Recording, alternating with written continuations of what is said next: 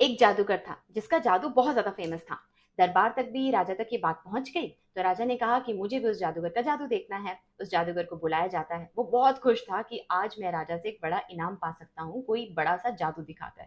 सोचते सोचते वो राजा का मुकुट ही गायब कर देता है। सारे दरबारी हंसने लगते हैं, लेकिन राजा को बहुत बेइज्जती फील होती है और वो अपने सिपाहियों को हुक्म देते हैं कि इन्हें जेल में डाल दिया जाए और 7 दिन बाद फांसी दे दी जाए।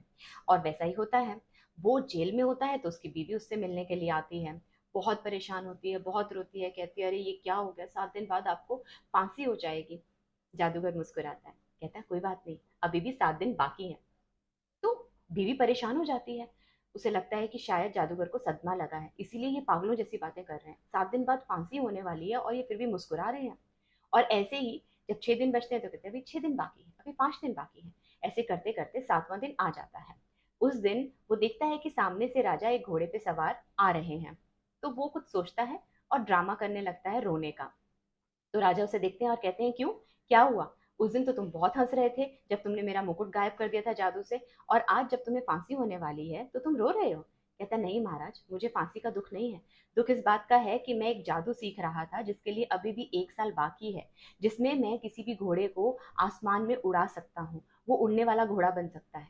तो राजा कुछ देर सोचते हैं और फिर सोचते हैं कि उनका कितना नाम हो जाएगा अगर उनके पास कोई उड़ने वाला घोड़ा होगा तो वो कहते हैं कि ठीक है, एक काम करते हैं, 1 साल तक मैं तुम्हें फांसी नहीं दूंगा।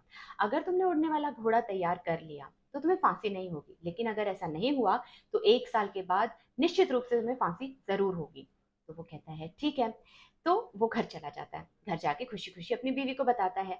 वहां देखता है उसकी बीवी रो रही होती है, उसके रिश्तेदार रो रहे होते हैं कि आज तो उसे फांसी हो जाएगी, लेकिन जैसे ही उसे सामने से देखते हैं आता हुआ तो बहुत खुश हो जाते हैं।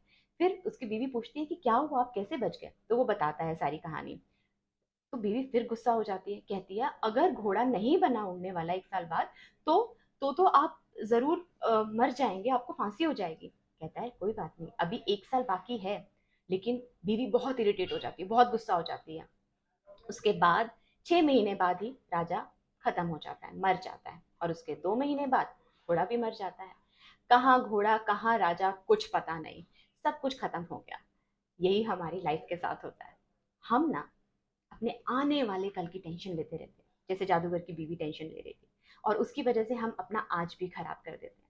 और मैंने कहीं पढ़ा था कि अगर आप किसी चीज के बारे में 5 मिनट तक सोचते हैं और फिर भी किसी कंक्लूजन पे नहीं पहुंचते हैं, उसे उस प्रॉब्लम को आप सॉल्व नहीं कर पाते हैं, तो वो सब कुछ भगवान पे छोड़ देना चाहिए और सिर्फ अपने काम पे ध्यान देना चाहिए, है ना?